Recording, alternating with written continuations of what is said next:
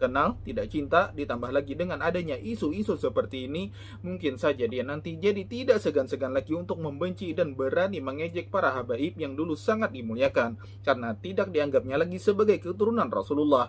Malah nanti ketika dia melihat para Habib Ba'alawi, maka yang dipandangnya itu adalah keturunan Yahudi semuanya. Silahkan, kata Habib Bagir, kalau mau datang dengan siapa saja ke rumah beliau, 24 jam ditunggu kalau mau datang. Saya tunggu di rumah kalau mau membahas masalah nasab para. Bismillahirrahmanirrahim. Assalamualaikum warahmatullahi wabarakatuh. Kita semua sudah mengetahui bahwa ketika ada seorang ulama menuduh ulama yang lainnya berdusta kepada orang banyak atas keaslian nasabnya, maka dampak ini telah menjadi bencana bagi persatuan dan keharmonisan di masyarakat. Kontroversi semacam ini tidak hanya menciptakan ketegangan, tetapi juga berpotensi memicu konflik yang lebih besar.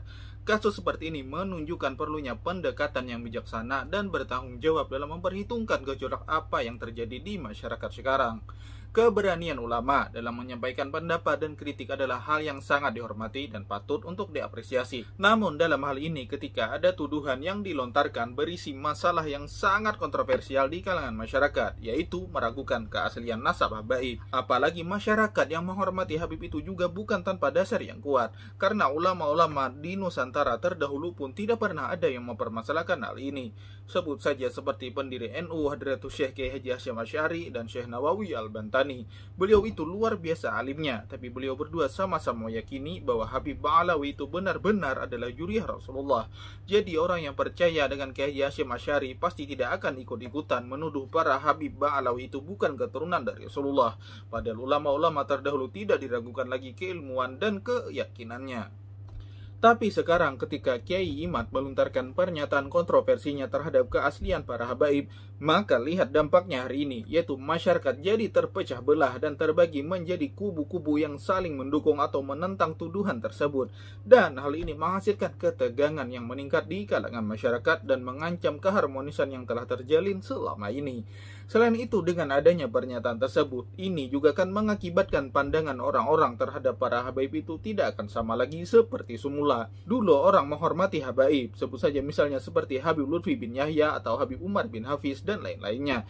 Itu nanti ketika orang itu percaya dengan pernyataan dari Kiai Imad tentang nasab habaib di Indonesia yang katanya palsu, bahkan ada yang mengatakan kalau DNA Habib Ba'alawi itu adalah keturunan Yahudi, maka ketika mereka melihat Habib Lutfi bin Yahya dan Habib Umar bin Hafiz nantinya, apakah akan sama lagi seperti dulu?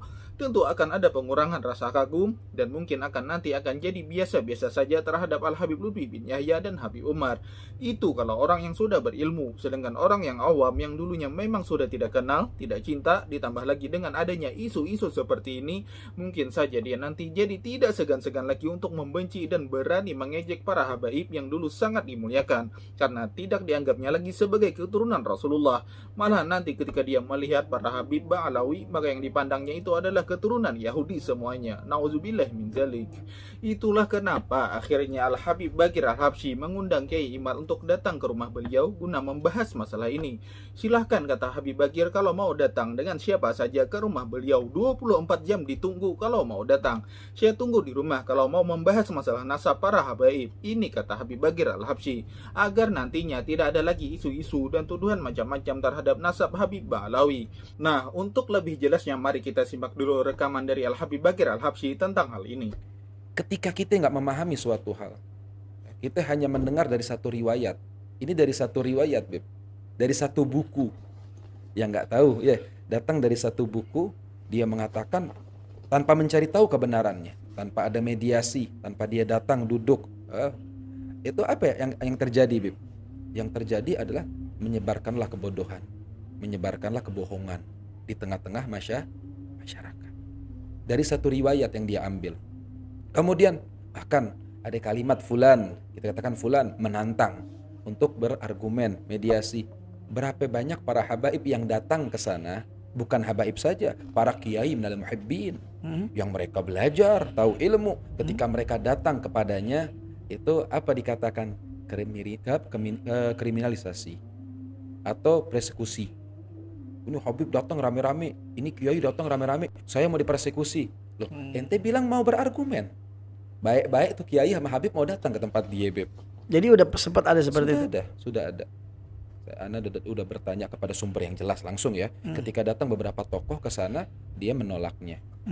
Maka Ana juga berharap nih, Ana berharap kepada tokoh-tokoh pemerintah saja, tokoh-tokoh kita semua nih, ajak duduk ya. Kita Biar ajak jelas duduk. berarti. Silaturahmi. Ngopi bareng. Jangan tegang ya. Ngopi bareng. Gitu. Kalau misalnya nggak ada yang nyiapin tempat, rumah Ane kebuka 24 jam. Luar biasa. Ane undang, Ane punya saudara, kita punya saudara, tetap saudara kita, Kiai Haji Imaduddin, ngopi bareng di rumah Habib Bagir. Dan mudah-mudahan ini disaksikan sama semua orang.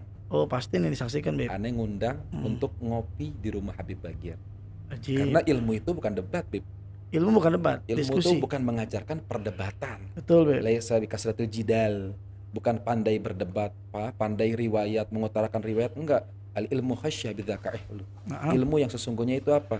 Semakin bertambah ilmu seseorang, semakin bertambah rasa takut dia dan ketundukan dia kepada Allah Subhanahu wa taala. Ane undang di rumah ngopi bareng, ane siapin 24 jam.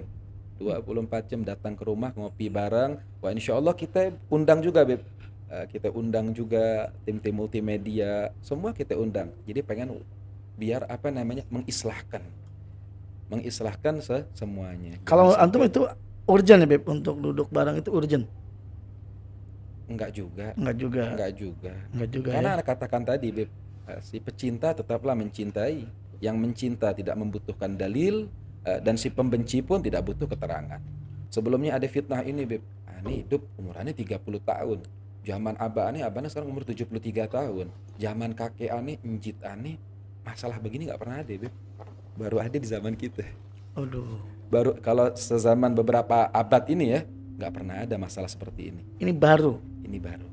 Buat di Indonesia ini baru. Meragukan. Berarti yang dia ragukan bukan cuma habaib sekarang kan ya? Seluruh, Beb. Nah, kalau dia meragukan Al-Fakir karena kebodohan aneh, karena kekurang baiknya aneh, sikapnya aneh abdun zamim, aneh hamba yang kotor. Kadang-kadang kita dipanggil Habib kita malu, dipanggil Sayyid kita malu, dipanggil Syarif kita malu. Orang manggil Sayyid Habib Bagir, ayo kita undang ad-da'i ilallah, malu, Beb. Aneh ngerasa malu, Beb. Kenapa? Ketika kita disambut datang acara Thala al-Badru alaina, kita ngerasa malu siapa kita ya. Cuman itu bentuk cinta seseorang. Aneh pribadi, aneh ngerasa malu. Kenapa? Karena nasab itu bukan suatu kemuliaan bagi aneh. Nasab. Apa Habib nggak bersyukur? Aneh bersyukur. Tapi nasab bagi anak pribadi adalah tanggung jawab raksasa yang anak harus pertanggungjawabkan di hadapan Allah dan datukan Nabi Muhammad SAW. Nah, dari sini bisa kita tarik kesimpulan bahwa pernyataan kontroversial yang dilemparkan di depan publik itu sangatlah berbahaya bagi kerukunan antar sesama. Kalau mau mengkritik, akan jauh lebih baik jika bertabayun terlebih dahulu membicarakan ini di ruang tertutup dan tidak langsung melempar tudingan dan tuduhan di depan publik seraya direkam oleh video yang kemudian ini tersebar kemana-mana hingga membuat umat Islam saling serang seperti hari-hari ini.